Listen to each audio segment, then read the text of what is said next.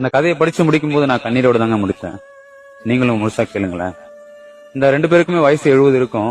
தள்ளாடி தள்ளாடி நடந்து போயிட்டு இருக்காங்க. எங்க போறாங்கன்னு பார்த்தாக்கா ஹாஸ்பிட்டலுக்குங்க. என்ன ஆச்சுனாக்கா அந்த பாட்டிக்கு உடம்பு சரியில்லையா. அந்த பாட்டியோட கையை பிடிச்சிக்கிட்டு இவர் பொறுமையா நடந்து போயிட்டு இருக்காரு. போயிட்டு டாக்டர் பாக்குறாரு. டாக்டர் கிட்ட கேக்குறாருங்க, ஐயா ஐயா இவங்களுக்கு என்ன ஆச்சுன்னு தெரியல, ரொம்ப பயமா இருக்கு, 3 நாளா சாப்பிடல, இவங்களை குணப்படுத்திட்டீங்க அப்படின்னாக்கா ரொம்ப புண்ணியமா இருக்கும் ஐயா அப்படின்றாரு.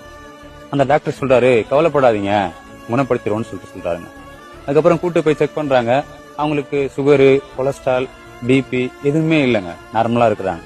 அந்த டாக்டரும் செக் பண்ணிட்டு இப்படிதாங்க சொல்றாரு, அவங்க நார்மலா தான் இருக்காங்க, கவலைப்படாதீங்க, அவங்க ஒழுங்கா சாப்பிடல இல்லையா, அதுக்காக நான் சத்து ஊசியும் டிப்ஸும் போட்டு விடுறேன், அவங்கள கூட்டு போங்க அப்படின்னு சொல்றாரு. உடனே அந்த பாட்டி, ஐயா அப்பனா அவருக்கும் ஒரு பாட்டில் போட்டு விடுங்க அப்படின்னு சொல்லி கேக்குறாங்க. ஏன், அவருக்கும் உடம்பு சரியில்லையா?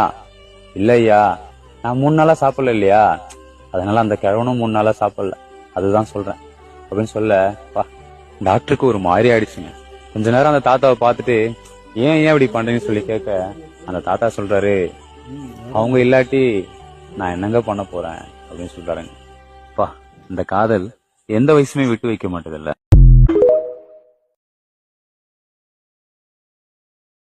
Download ShareChat.